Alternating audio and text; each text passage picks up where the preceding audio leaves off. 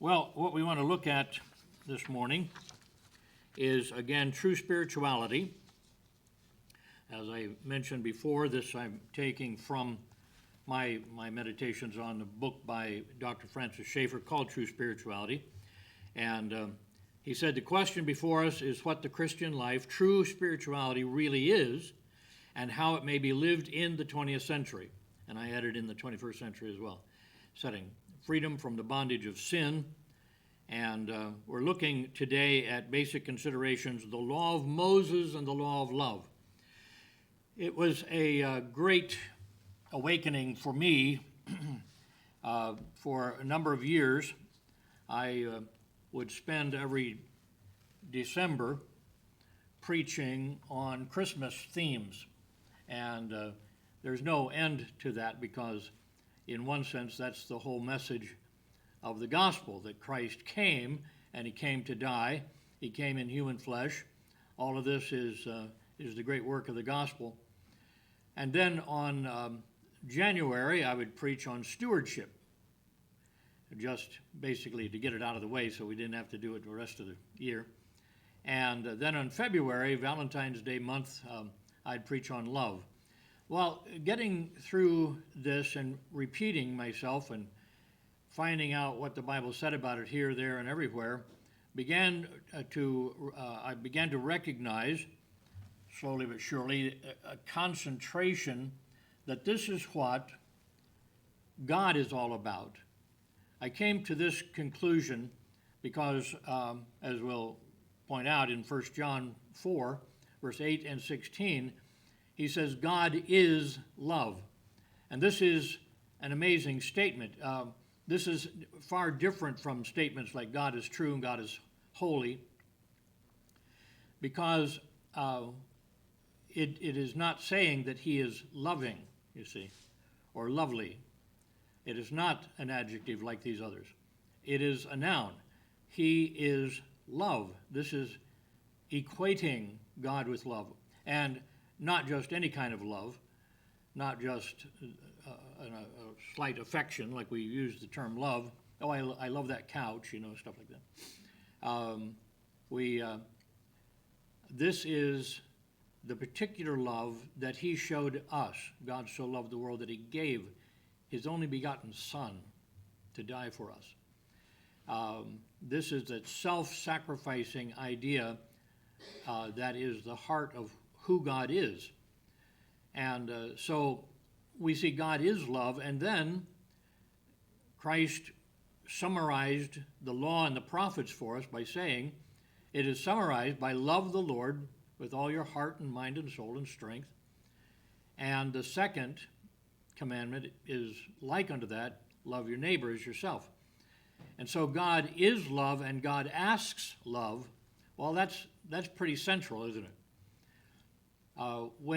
If you study the Old Testament deeply enough, if you skim over it, you recognize that there's a lot of laws, a lot of commandments. God seems very threatening. God seems very touchy about these things. But when you get into it in depth, you begin to see what Christ said is absolutely true, which we wouldn't have doubted, and that is that God did this because he loves us, and we'll get into that a little bit here. But this is the great theme. I have come to this conclusion that the way to summarize God's relationship with man is that he created man to invite him to be a part of his loving family. God didn't lack anything. God is completely sufficient. Before there was creation, before he did anything, he was completely at ease and satisfied. In fact, he was so satisfied, he said, I would like to share this with other beings, but looking around, I'm the only one. I'm the only one that exists. So he created beings, the angels and humans, and he made them in the image of God, not the angels. Man is in the image of God. That's not said of the angels. But in one sense, they're superior to us, and in another sense, we become greater than them. We will actually judge angels. Okay, I'm starting to ramble here, I think. But anyway, the point here is that God, the adoption picture is perhaps the most central of what this is all about. That God wanted to adopt, and of course this is terminology that wouldn't have made sense until he created and had people, and there were such things as adoptions and all that. So he's borrowing from our experience so that we can understand what he was dealing with. But to bring us into his holy family, to call us sons, like he calls his son Jesus a son, to actually enter into that relationship, and to do so out of love. And then to warn us that going our own way might seem right, but it will lead us into death. It's kind of a dwindling death. When he created us, and when he made us in the womb of our mother, at the moment we gained life, he gave us a life that never ends. Never ends. Now, when Christ was talking to the living people that he was preaching to, he said, "Come unto me, and you might have life, and more abundantly." So he was talking to living people, but he was saying, you don't know it, but you don't have full life. You have only a semblance of life. You have a dwindling life, a wasting away life. This is what sin pictures for us. We are born spiritually dead, and we continue to rot away morally, intellectually, and so on, until finally the body dies. But the life that we have continues on, and yet without God, there is no renewal. And so that life dwindles down and becomes less. And finally, withdrawn from the very presence of God, we end up in hellfire. How that connects with the dwindling, I haven't worked that out yet. But adoption is the plea. I have made all the arrangements, he says. I have paid the great price of the blood of my son that will allow you to become one of my family. Please ask to be one of my family. Come join my family. Perfect, loving relationship forever. And if we could understand how wonderful that it is, we would do whatever it took to get saved, but nothing we can actually do. We just say yes. So the law of Moses and the law of love is perhaps the greatest distinction that we need. We find that throughout history, Christianity has been devolved down into a religion. And this is like the religions of man, because man thinks that they've got this religion thing down. You do a bunch of stuff, and then you're okay with God, or whoever you're calling God. And they keep trying to twist Christianity into a religion. So we're going to be looking then at basic considerations, the law of Moses, the law of love. First of all, becoming a Christian, and then being a Christian.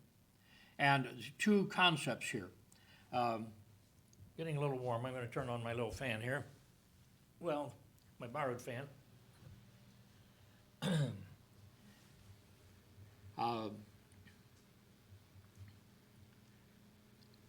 Becoming a Christian is free. Being a Christian can be hard, because what happened is that when we became adopted, we're not ready to be taken into his family yet. We are all deformed and twisted by sin, and he wants us to have the beauty of holiness. He wants us to become like his natural son, Jesus, to become conformed to the image of Christ. And so all the evil twisting of sin in us, the practice of sin, the practice of thinking in sin that we've practiced all the way up until the time we got saved, that has to change, that needs to change. And so what he does for us, and the quote in the bulletin today is a kind of a summary of James chapter 1, saying that the trials and the hardships that he gives us has a purpose. And if you were to opt out, rub the genie lamp and said, I don't want any more problems, then you just stay the way you are. You wouldn't face problems. You wouldn't gain patience, endurance. You wouldn't gain the virtues that he has for you. So you think about being born. Being born is an important beginning, but it's just a beginning. As with physical birth, our new birth is at once the most important part and the least important part of our life. It is the most important because we would have no life without it, but it is least important because all of life develops after that. I mentioned before a thing that was shocking to me. I was in a person's home working for my dad, selling home improvements, trying to sell home improvements. And he and I were in a home, and it had a box built in the corner of the living room. It was a wooden wall about maybe foot and a half high, and it was filled with blankets and looked like pillows and stuff. So the guy didn't explain it, and I didn't ask, maybe a playroom for big dog or something, I don't know what it was. And then some of the blankets started moving, and there was something in there, and he said, excuse me, that's my son. And he was, I think, as I remember, he was in his early 20s at the time, but had never developed. He couldn't feed himself, couldn't do anything. He basically stayed right there and was comfortable. They fed him and took care of him, changed his diaper, all these things. Birth can be a great blessing, and normally is, but if there's no development, it can be such a tragedy because of the loss of potential. So we dare not allow the thought, well, I'm saved, so now that's done. Now that's over. What should we think? Well, there's a poor way to advance. What's the poor way? Follow this list of thou shalt nots. I don't smoke, I don't drink, I don't chew, I don't go with the girls that do. You know that old saying? And the thing is, that'll make you a cleaner person, make you a better person, but it doesn't help you with God. A rich way to advance is grow and develop. Grow and develop. And this is my heart goal for each of you, as well as myself. True spirituality, then, is a positive and not merely a set of negatives. People say, I don't want to be a Christian, there are too many negatives, you see. Well, there's a whole lot of positives that if you follow that, the negatives kind of drop away. To conceive of the Christian life as a set of taboos is to relegate it to the average human religion. You sign up for a religion, you ask, well, what are the things we can't do now? So, can't drink, or what are the moments? You can't eat, drink coffee or tea or any of those things. If they can't have tea, you know it has to be a false religion, right? That's my go-to drink. And yet, on the other hand, the people who are raging against a list of taboos may actually be arguing against having any restrictions upon their will. This is also anti-Christian. Our will is to be submissive to God. And so we add what he, we strive after what he asks us to do. And we stay away from the things that he said don't do it. That's actually, this is the law of God brought in and understood as the love of God. Let me explain. Grow as a Christian. Develop your new Christian life by grasping the value of God's instructions. David was like that. If you can imagine, God said, and you know David did many, many terrible things. He was treacherous. One of his great men of valor. He had relations with his wife while he was out fighting, and then sent him to his death deliberately so that he could seem the good guy and marry this poor widow.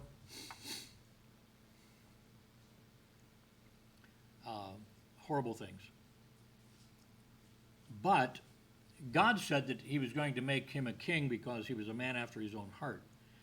What was going on there is that David, while working as a shepherd, a lowly position, he took it seriously. He learned how to throw the sling and hit with the rod and so on. He actually fought a lion that had caught one of the lambs, and he grabbed it by the beard and whacked it with a stick until it let the lamb go, and took off, saying, "This guy's crazy. I'm going to get out of here."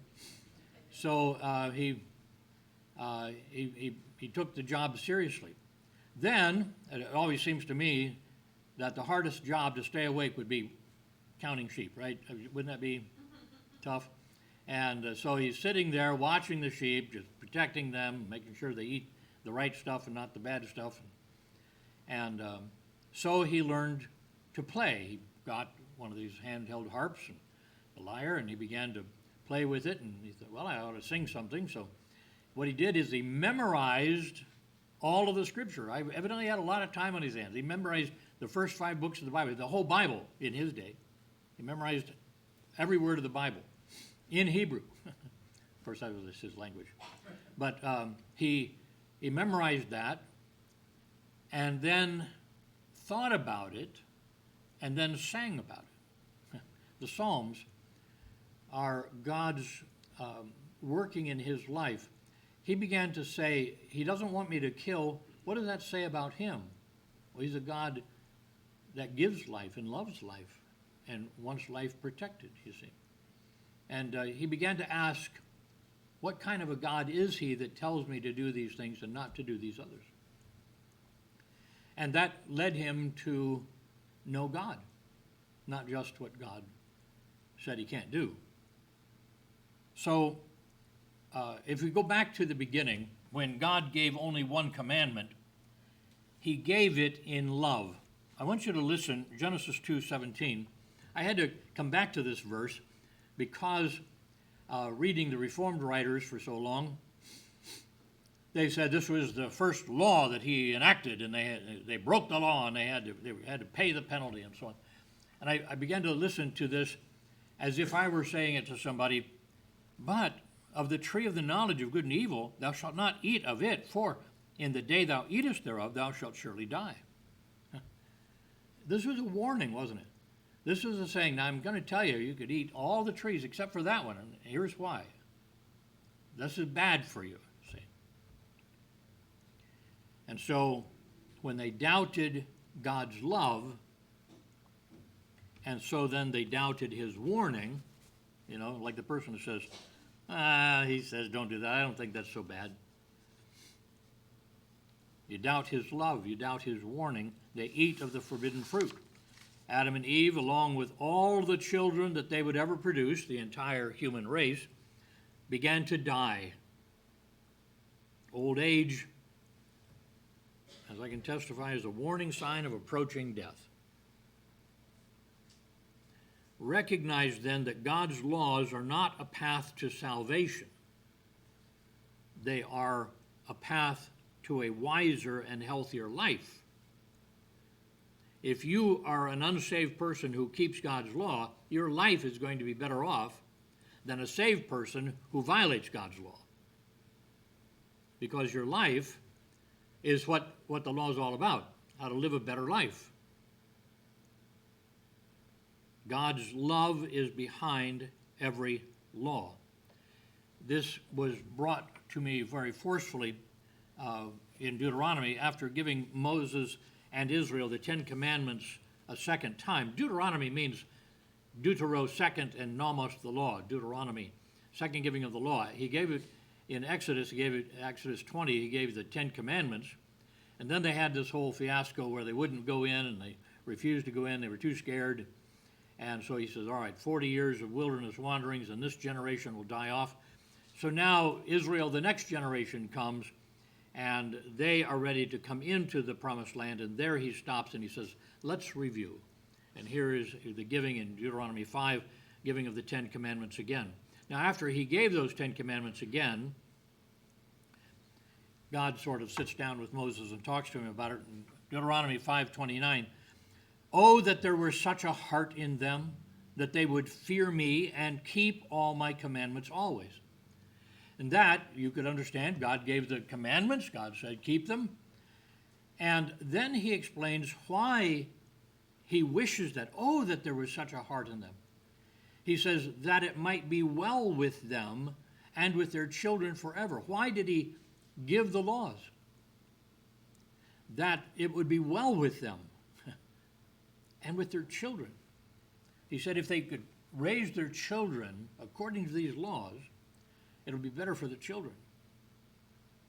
All around this country, they're chasing down children traffickers that are stealing children, selling them in prostitution. Indiana, Illinois had a big sweep. All over the nation, this is happening. Then again, as I said, Jesus summarized all of the law and the prophets preaching, Matthew 22:37-40. And Jesus said unto him, the man had asked the question, what's the greatest commandment? He says, thou shalt love the Lord thy God with all thy heart, and with all thy soul, with all thy mind. This is the first and great commandment. And the second is like unto it, thou shalt love thy neighbor as thyself. And then he says, on these two commandments hang all the law and the prophets. Made me think of a mobile.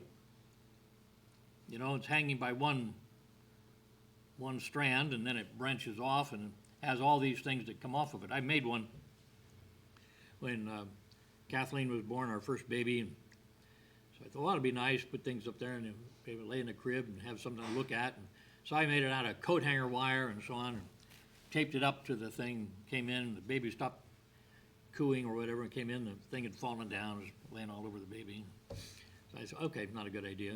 I didn't want to, we were renting the house, so I didn't want to pound a nail into the ceiling, so I set it aside. Good idea, but it was fun to make.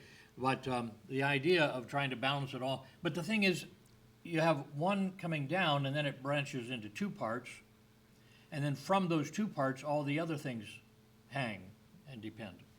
And that's what he's saying, that you have love God and love your fellow man, and all the other laws develop from that.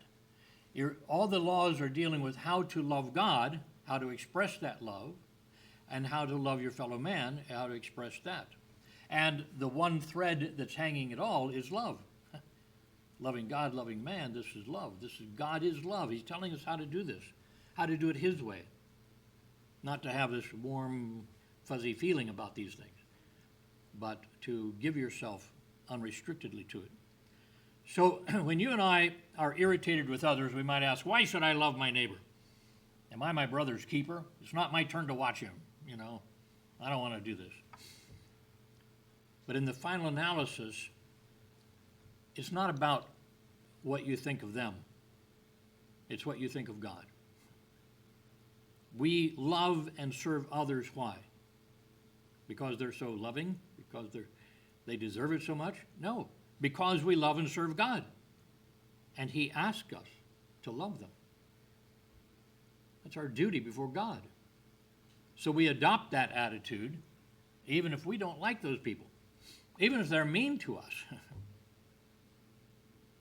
Galatians 5:13, for brethren, we have been called into liberty, only use not liberty for an occasion to the flesh, that would be hurting others, but by love serve one another. Serve here is to slave for them. But your motive is love. doing the best for them, not just giving them anything they want. That's not a good thing. So Jesus told us that this is the essence of true spiritual discipleship. How do you grow close to God? How do you enter into the discipline of Christ?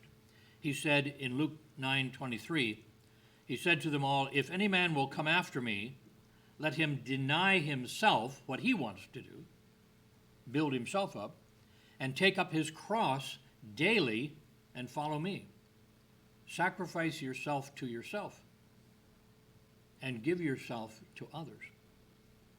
The cross that Jesus asks us to take up, if you can imagine symbolically, the cross on the wall behind me, you have one great vertical and then you have a cross piece. This cross is grounded firmly here in reality, pounded into the ground, and it points straight up to God. It's where we live, it's where we exist, it's where we live and breathe and have our being, and it's pointing us straight to God. But then there's the added piece, you see. He saved me by the unthinkable sacrifice of his beloved Son. And so I love him, and he asks me to love others as he loved me. And my love for him means I can't resist his loving request. Why do I live like I live? Why do I do what I do? Why do I not do what others do? Because he asked me to. The cross piece points left and right. It reminds me to love others. Those, all of those. This includes my brothers and sisters in Christ, and it even includes my persecuting enemies. So we will take special care to refrain from hurting our brethren. Paul writes of this in Romans 14:15. He said, you're eating whatever you want right in front of the people that it'll hurt them. If they do what you're doing, they don't understand they have a freedom. They think they're sinning, and you're encouraging them to sin. But if thy brother be grieved with thy meat, with your food, now walkest thou not charitably. You're not walking according to love. Destroy not him with your meat for whom Christ died. Again, in 1 Corinthians, he wrote this to the Romans and then to the Corinthians. But when ye sin so against the brethren and wound their weak conscience, you sin against Christ. Wherefore, if food make my brother to offend, I will eat no flesh, I will eat no meat, while the world standeth, lest I make my brother to offend. He says, I'll become a vegetarian before I offend my brother. You go to that extreme. And then we will take Christ's threefold response to our enemies. Matthew 5:44. But I say unto you, love your enemies. What does that mean? Well, number one, bless them that curse you. What does cursing mean? Say bad things about you. What do? Say good things to them, about them.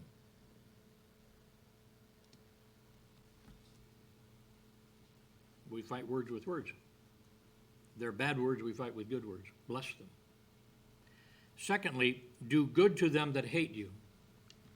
They just hate you. He says, well, see if you could change that by doing good to them. That's what the Apostle Paul said, if your enemy's hungry, feed him. If he's thirsty, give him to drink. Find out what they need, if you can, and be the one to give that.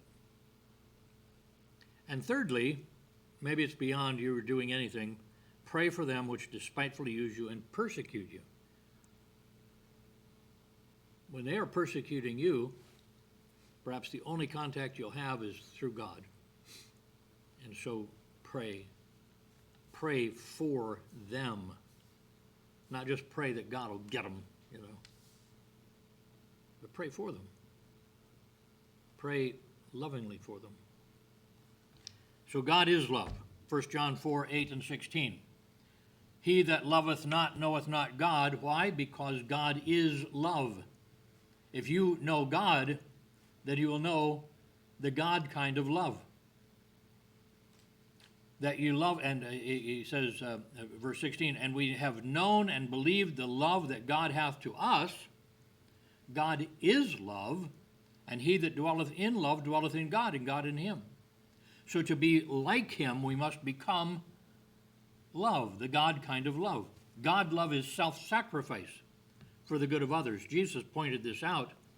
John 13, 34 and 15, 9 and 12. A new commandment I give unto you, that you love one another. But then he expands that by saying, as I have loved you, that you also love one another.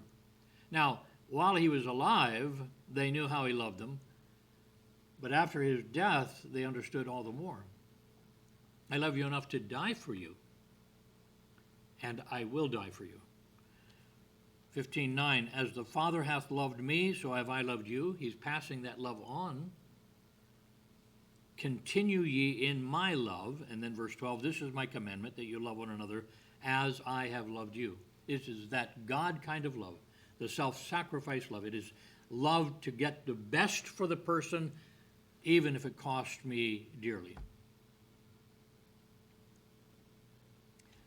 John tells us, 1 John 4, 11 and 19, beloved, if God so loved us, if God loved us in that manner, we ought also to love one another.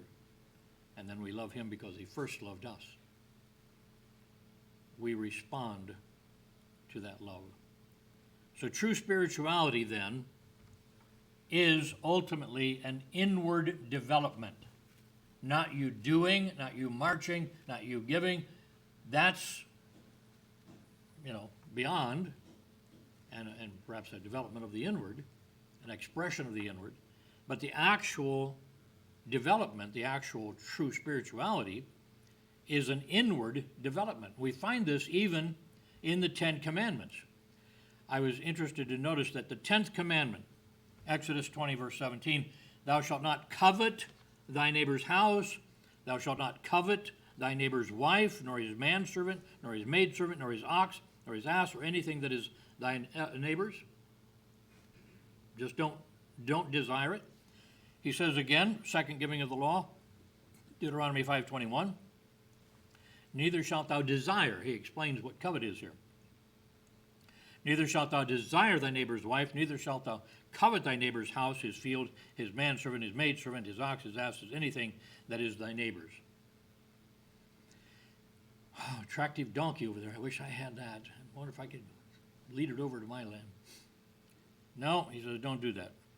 Now, if you consider this, thou shalt not steal, that's taking something, but this is a commandment that forbids an entirely inward attitude. This is telling you how not to think, how not to feel. It's an inward attitude. He's asking us to develop inwardly here. And I find it interesting that after, of all of this, of all the other 10, this is the commandment that struck conviction in Paul's heart, the Apostle Paul. He explains this in Romans 7, verses 7 to 9. What shall we say then? Is the law sin? God forbid. Oh no, the law is great. Nay, I had not known sin but by the law. You say, really? Give me an example. Okay. For I had not known lust, or concupiscence, the desire for more and more and more, except the law had said, thou shalt not covet. He said, I was busy not doing those things he told me not to do, but then he said, don't even think that way. Don't desire what others have. But sin, taking occasion by the commandment, wrought in me all manner of concupiscence.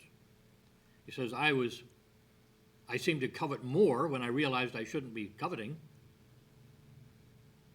For without the law, sin was dead. It was dormant within me, but then when it said I couldn't, I said, oh yeah, well, what if I want it? For I was alive without the law once when the commandment came, sin revived and I died. He says, I was not a good person. I was violating one of the 10 commandments by desiring these things that God said, don't do that. An inward attitude. In his Sermon on the Mount, Jesus filled the 10 commandments with their essentially inward meanings. Let me do this quickly. Thou shalt not kill. I'll give you 3 examples. Matthew 5:21, you have heard that it was said by them or to them of old, thou shalt not kill, and whosoever shall kill shall be in danger of the judgment. He says that's good, but what that means is that you could take the knife and run up to the person and do it, actually stick it in their skin above their heart, and as long as you didn't kill them, it was okay. You could hate them to the utmost. But he said, no, let me fill this full. Matthew 5:22, next verse. But I say unto you that whosoever is angry with his brother without a cause shall be in danger of the judgment. Whosoever shall say to his brother, Reka, which means vain fellow. You're calling them worthless. Shall be in danger of the council. Whoever shall say, thou fool, shall be in danger of hellfire. Do you see how broad thou shalt not kill means? He says, don't even wish them ill. Don't be angry. Don't call them names. Do we let that slip? Do we let that go? Maybe we didn't say it out in front of their face. But talking to somebody else about them, maybe we did. And he said, if that was unhindered, you would kill them. Thou shalt not commit adultery. Matthew 5:27. You have heard that it was said by them of old time, thou shalt not commit adultery. But he goes on, verse 28, and then explaining in 31 to 32, but I say unto you, that whosoever looketh on a woman to lust. Now, men have to look at women all the time, you see. But for what purpose? Don't look at them to lust after her. He says, if you do that, you have committed adultery with her already in his heart. She might be completely innocent of all of this, just you in your heart. He explains that it's been said, whosoever shall put away or divorce his wife, that's what put away means, let him give her a writing of divorcement. Just, sorry, you're gone. But I say unto you, whosoever shall put away or divorce his wife, saving except for the cause of fornication, he says, if you don't divorce a person for this one reason that I give you, you cause her to commit adultery. And whosoever shall marry her that is divorced committeth adultery. He says, if it's not a God-sanctioned divorce, then you're still married, and yet you're living with other people. You got remarried. And then the last one is, thou shalt not bear false witness. Matthew 5:33. Again, you have heard that it hath been said by them of old time, thou shalt not forswear thyself. Swear, one thing is true, but it's not. Thou shalt perform unto the Lord thine oaths. Now, you have to understand that they had secret oaths that did not really bind them to tell the truth. They were like children to keep their fingers crossed while telling a lie. Because if they said, I swear by my left hand, that meant it didn't have to be true. But the stranger didn't know that. The foreigner didn't have to know that. See? This is a genuine opal. I swear by my mother's beard, and they make something up. He says, no, don't do that. But I say to you, swear not at all, neither by heaven, I swear by heaven, for it is God's throne, nor by earth, for it is his footstool, neither by Jerusalem, for it's the city of the great king, neither shalt thou swear by thy head, because thou canst not make one hair white or black. You can't control your head. But let your communication be yea, yea. If you say yes, let it mean yes, and nay, nay. If you say no, it can't really mean yes, you see. It has to mean no. For whatsoever is more than these, simple meaning, if it's more complicated than that, it cometh of evil.